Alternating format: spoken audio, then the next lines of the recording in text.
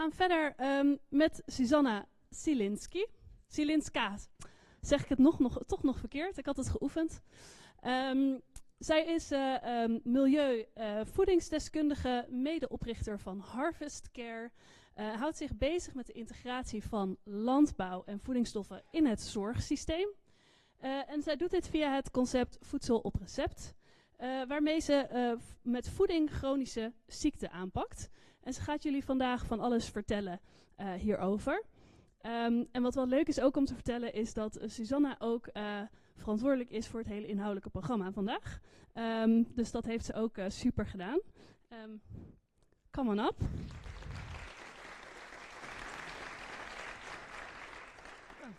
Yes. Was hem al kwijt. Thank you, India, for the introduction. And I want to say thank you for inviting me, but I invited myself, so I probably shouldn't say it. And sorry, Hannah, for the 10 minutes. I gave you 10 minutes, myself 10 minutes. It's way too short, but we'll try. We'll do our best. Yeah, so very difficult task to talk about food as medicine globally and what's happening in Rotterdam, but we'll do our best. So first we'll try to look at what's going out there and what kind of great examples we have in the world that we can also try to replicate. And as Hannah said, this is not a rocket science, and it's also not that there's no solutions. There's plenty of solutions. It's all about taking them and replicating them and improving them. I'll tell you briefly what we are doing in Rotterdam South, and later on you will hear from my colleague much more about it. And then my colleague Anna will also talk with you through how we are thinking about the financial model, which is always the elephant in the room, how we are going to make it last long. So, as somebody who works as an environmental nutritionist, so on a crossword between soil health, human health, society, I like to just give you a few of the facts, which don't really make at all sense in my head. So on one side, most of us in this room will die from chronic diseases. We probably are highly educated and wealthy, so maybe not that much of a number, but still, according to WHO, it's up to 90% in Europe that suffer and will die from chronic diseases. We're spending huge amount of money on trying to address it. It's up to 700 and even more billion every year on addressing NCDs in Europe. And at the same time, we're spending a very small fraction of it of trying to prevent it. Even though NCDs are preventable, in Europe, the average is 3%. In Netherlands, it's 10%, so I'm quite proud of this country. But unfortunately, we know with the cuts last year, probably the number goes a bit down. And then lastly, it's really hard to follow a healthy lifestyle because we're incentivized not to do so. Right now, healthy diet is almost quarter more expensive than a standard Dutch diet, so clearly we can see there's a lot of systemic barriers which make it difficult for us to follow a recommendation of what we're supposed to eat. A big question that we pose in our team is, okay, so if we know we have this huge number of 700 billion euro that we are spending on management of diet-related diseases, how much of this money goes to farmers which grow nutrient-dense produce, which is one of the main pillars of trying to address, prevent, and intervene in the epidemic of chronic diseases? Sadly, in my understanding, it's zero right now. I am not aware in Europe, I am not aware of any financial flows that will take even tiny fraction of this money from healthcare for farmers, which are part of our healthcare system. And I want to say it very strong and very loud. So in our team, we asked the question, okay, so, well, how can we actually connect those two words? How can we connect farming and healthcare, but really on a systemic level? And what I mean by that is that we are not making healthy, nutritious, amazing, sustainable, blah, blah, blah, food available for rich individuals that are highly educated, that can take lots of time to go to the farmer market, but how we're really going to make it happen for every of us, regardless of our background, regardless of where we live. As we know, in certain neighborhoods, it's much more difficult to access healthy food than in others. Here in Rotterdam, I heard that across the river, there's like a span difference of lifespan 3 years, just depending if you live in the south or in the north, which is like, how did it happen? So surprising to me, and probably to you as well, the answer of answering this question came from US. So it's probably last place where I thought I will learn something about healthy food. And but a couple of years ago, 2022 exactly, I went to Rotterdam Institute. Some of you might know it. It's one of the biggest research institutes in US that research organic agriculture for over 80 years now. They were the one that pushed the whole movement and certification. And they brought 60 healthcare professionals on the farm for 3 days to learn about the connection between soil health and human health. And actually, fun fact, that's why we are here. Because ever since I came back, it was my dream to bring something like this to the Netherlands, and I'm very happy we made it happen with really cool people. Here you can also see Dan standing somewhere there. This is also where we became friends, so Dan is a really good guy, and if you write him an email, I'm sure he will answer you. But what I have discovered is actually in US there's quite a lot of studies and quite a lot of research happening which really shows, okay, we have the problem, what do we do? Tufts University is one of those medical research which are really on the front row of trying to figure out very practical examples of how can we connect the nutritional intervention with healthcare. Here you see a triangle showing you from prevention to treatment of different models which are trying to address this intersection. And I will just take you through some of the examples. So on the very top, so we see that this is the most treatment-focused model. We have medically tailored diet.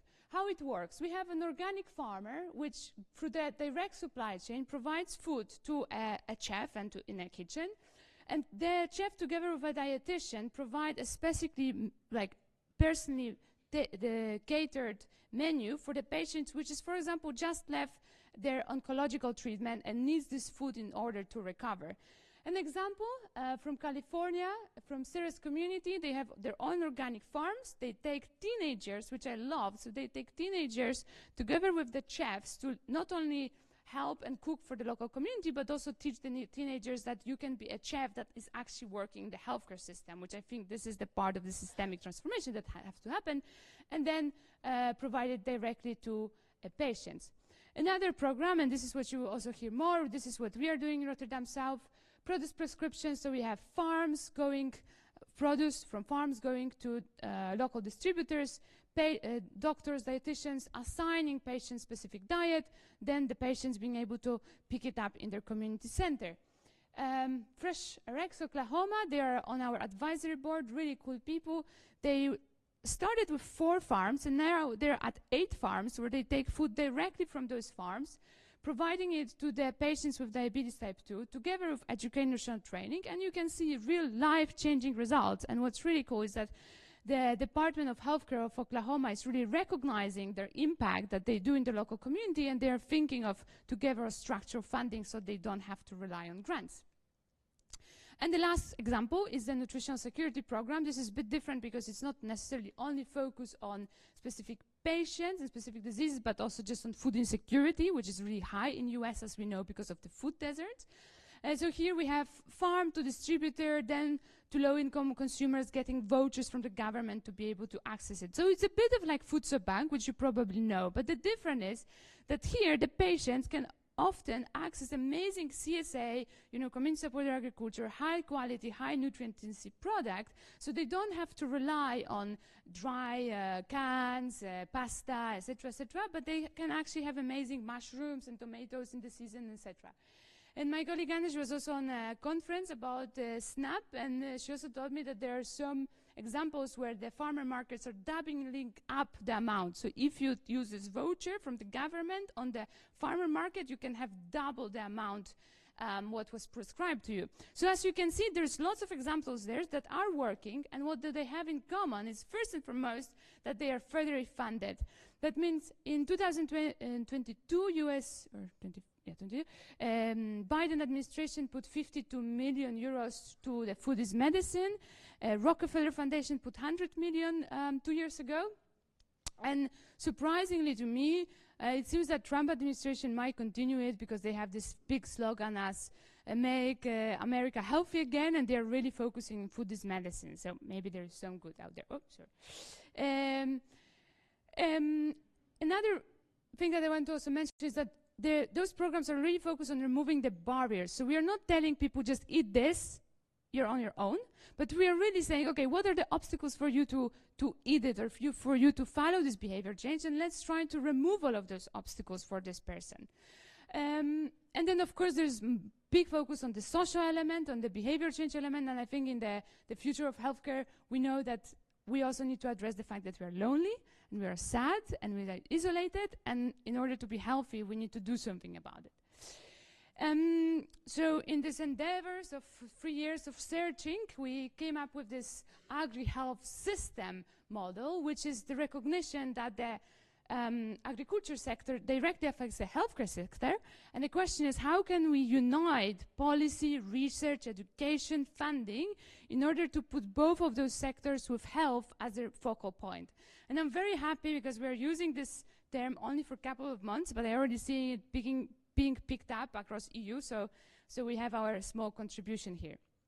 So we thought, okay, well, we came back from US, we were trying to figure out what do we do, and we decided to look to one of the model, which is the food pharmacy model, where we really focus on Rotterdam South, so trying to understand also what the needs of the community is there, with a lot of really cool partners. Some of them are here. Hi, Flores.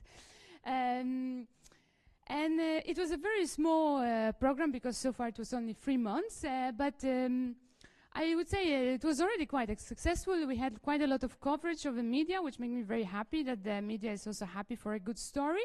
So to tell you how it exactly worked, we had, it was a randomized controlled trial, so it was almost 2020, with patients with diabetes type 2. They have been receiving organic local food boxes every week in public food in their local canteen.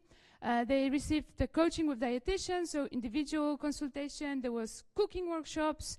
There was also bread making workshop with another cool guys. And then we had the community together where people were sharing over 50 or 60 recipes that they were cooking. So they were really supporting each other, and it was so motivating to see it. And I don't have yet the clinical results, but I heard that some people already have the clinical results, so maybe they will share with you some of the examples.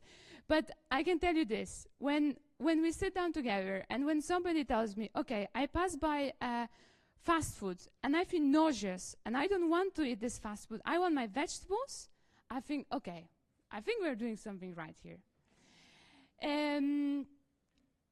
Yeah, so we are, of course, just to highlight, we're doing it with Erasmus Medical Center. We're really treating also the research part very seriously, because we want to, on one side, help the community, on the other side, also collect good data to see, okay, what are we doing actually, does it work or not?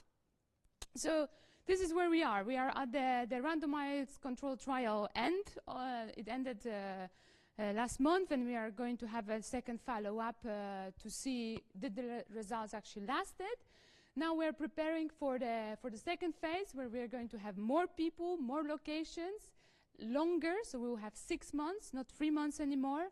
We're also going to add Boeren Fitness, so we are taking our patients to work out with us in a local community farm, also to work on those muscles. Yeah, and then our hope is that we already have quite a lot of ask, oh, can we do it in Hungary? Can we do it in Lisbon? Can we do it in Den Haag?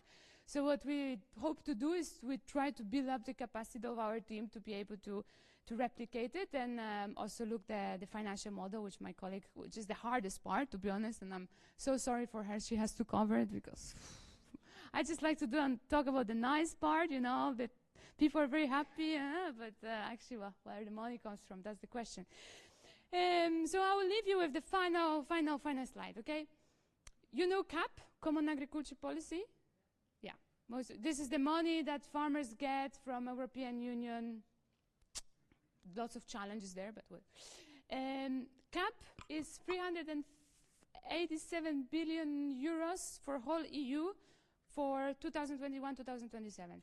The NCD management is 700 billion every single year. Imagine, so I showed you the slide, what's the connection, there was zero connection. Imagine if just 1% of financial flow would go from management of chronic diseases to the farmers, who would have every year a fund of 7 billion euro that could surely helped a lot of farmers to transition towards more healthy, spongy soil, as Dan would, I'm sure, be happy to hear that. So that's it for me, and then I will continue the story of food pharmacy with other people. Thank you so much.